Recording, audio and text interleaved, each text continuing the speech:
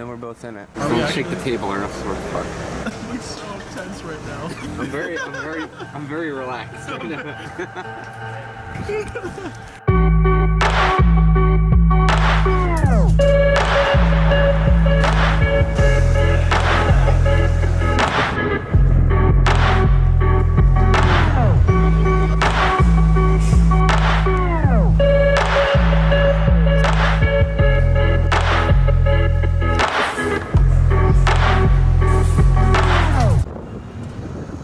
Probably should get started with the very basics. How do you be your own bank? You can't crack that at all. Government can't get in. Everybody's walking around with a Swiss bank account in their pocket. So with Bitcoin, we can do a multi-sig wallet. So in order to spend money from this wallet, I have to sign off on it, and so does Dean. And that's what makes it a lot safer and secure. So essentially, we're gonna have a wallet that we both write off onto, and it's secure.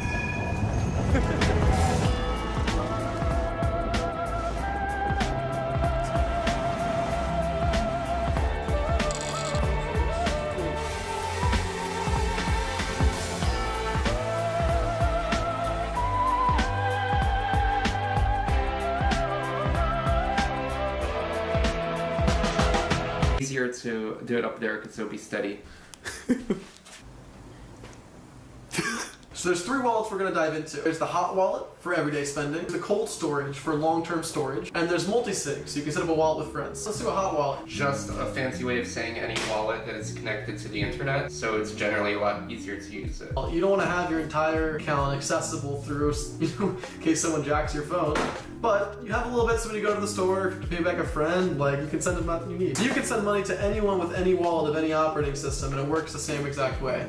So you pick what you think is the best for your everyday situation. Doesn't matter which one you use, they'll all work the same. Hey Mom. The right filter is very important. What is a cold wallet? It's a wallet, but it's not connected to the internet. So let's take a step back. Before we get into cold storage, it'll really help to understand what a Bitcoin wallet is doing when you're setting one up. So it's not like you're going to a bank, you're not going to the office and setting up a new account.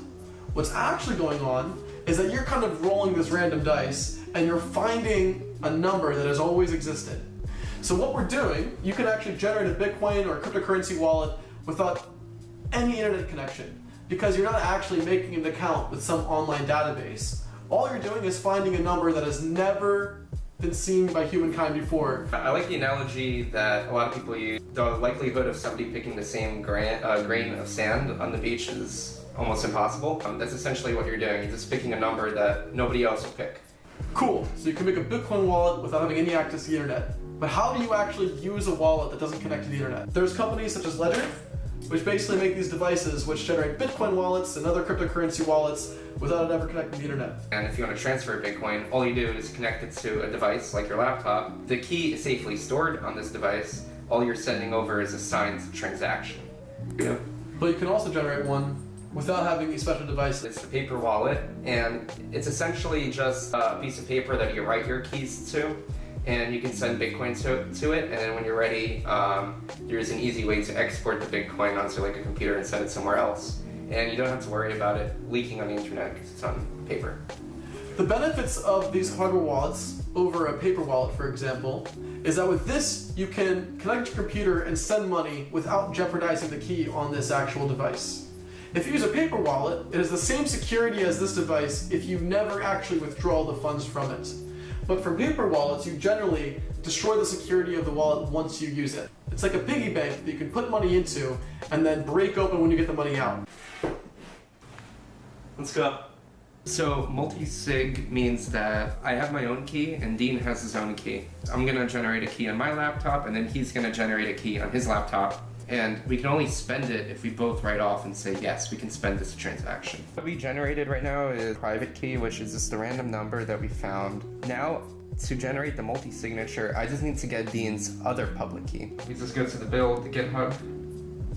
So we cloned into the repo, create multi-sig script. You now have your own private key. So Dean, why don't you just text me the public key and I'm gonna paste it in here. All right, easy. Dean, I got your public key, and so we have a multi-sig. Here it is.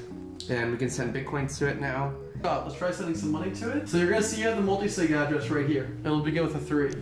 So I'm gonna copy that. We're gonna take our multi-sig address.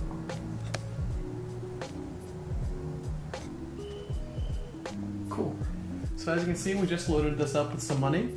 So now me and Phil both have access to send this. The process to spend it is interactive. So what that means is I can't just go ahead and spend it. I need to get Dean's key. We're gonna donate money to the Free Software Foundation. So we're gonna send about like €1 there, and then we're gonna leave €4 left. We have to create a change address. We're gonna return the rest of the money, minus the fees, to the Bitcoin multi-sig. We built like a raw transaction without any signatures. So now we have to sign it, and then we're gonna broadcast the transaction. All right, so let me add in the transaction. You gave it to me on Facebook. My public key. Now you have to share your signature with me. So to send it over to Facebook, and then I'll broadcast it. Now we have a transaction. If we go to btc.com, for example, there are like different tools on this website, and we're sending €1 to the Free Software Foundation, and we're sending the change right back to the multi-sig. What we can do now is broadcast it. We can post a hex, and then we can click broadcast transaction. And there we are, the transaction was broadcasted. It came out of our multi-sig. We sent some Bitcoin over to the Free Software Foundation, and we returned the change back over to the multi-sig. The balance has changed, and we can take a look at all the transactions that have happened. People can look and see the Bitcoin coming in, Bitcoin leaving. So there's a level of accountability to this. But we're leaving €4 left into this multi-sig, and you guys saw the private keys in the video, so you can go ahead and take the other €4.